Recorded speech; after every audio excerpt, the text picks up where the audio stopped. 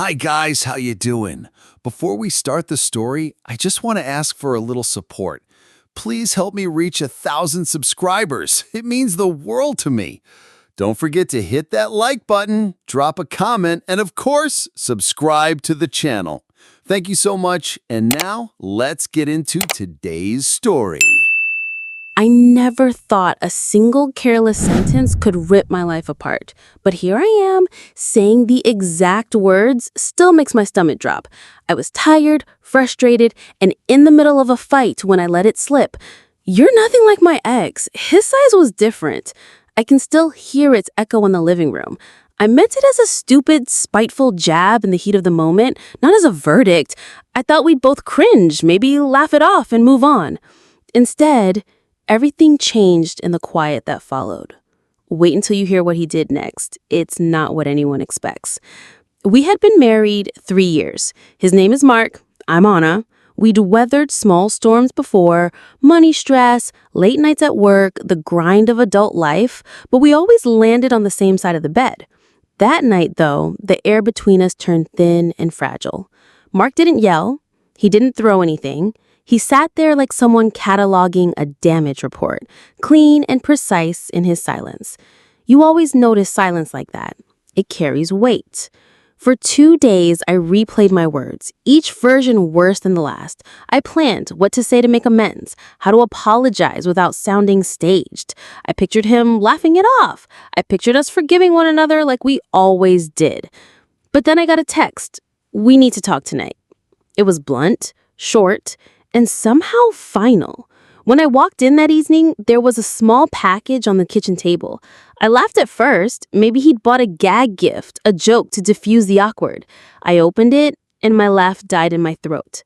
A contractor's measuring tape, metal and cold, lay folded in its plastic case. A note: measure what matters. Keep reading. The measuring tape was only the start.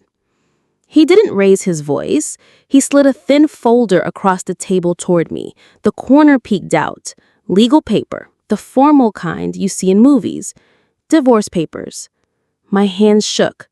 I thought I knew how to read people, but his eyes were flat as glass. Sign.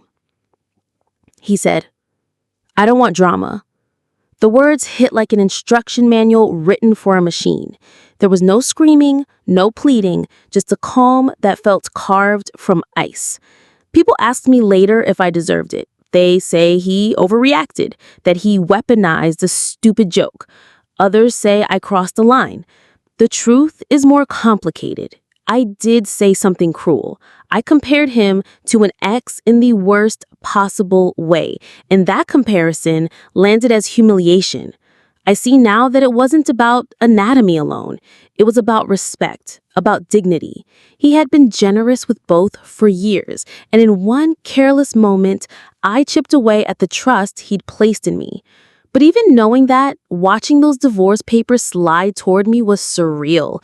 The measuring tape was a symbol he chose deliberately, a cold, exact object used to quantify things, to reduce human complexity to a number. He turned my flippant remark into something literal and clinical. He measured our marriage with tools and legal language, and the verdict was written in black and white. Microhook. The way he executed it was methodical. This wasn't an act of rage. It was an act of finality. I tried to talk, to explain, to beg for grace. I said the usual things. I didn't mean it. I was hurt. It was stupid. He listened and didn't flinch. When he spoke, it was calm and clear. I can't be with someone who compares me for sport. I need to know I'm respected. That simple line, I need to be respected, kept replaying in my head. He wasn't asking for revenge. He was insisting on dignity. The modesty of his request made my words scream louder in my ears. The fallout felt like inventorying a broken house. We divided what could be divided: the apartment, the dog, the accounts, the pictures that once meant everything. Friends texted, some with sympathy, some with judgment. Social media became a field of hot takes and shallow solidarity.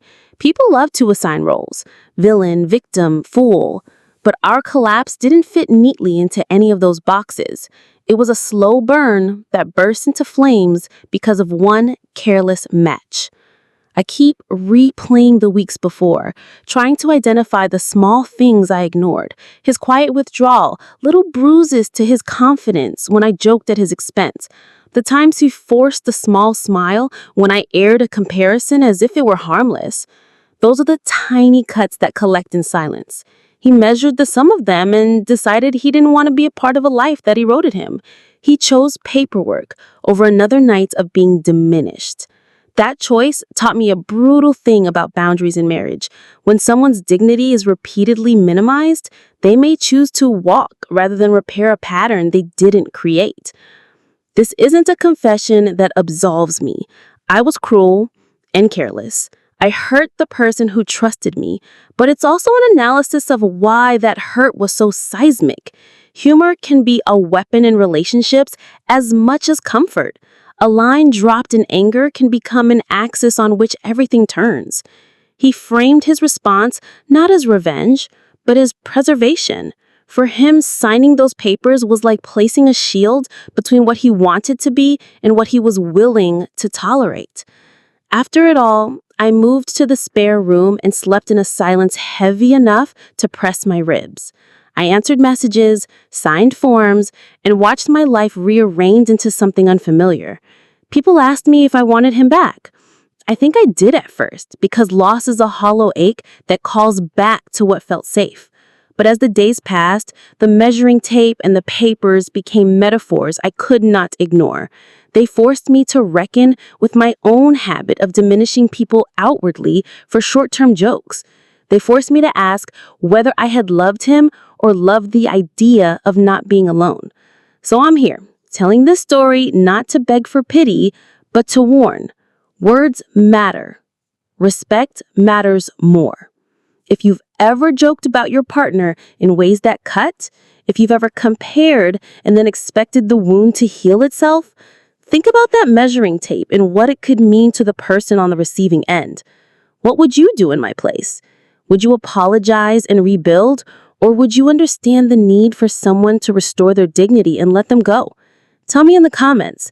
And if this resonated, like and subscribe for more raw and honest relationship stories.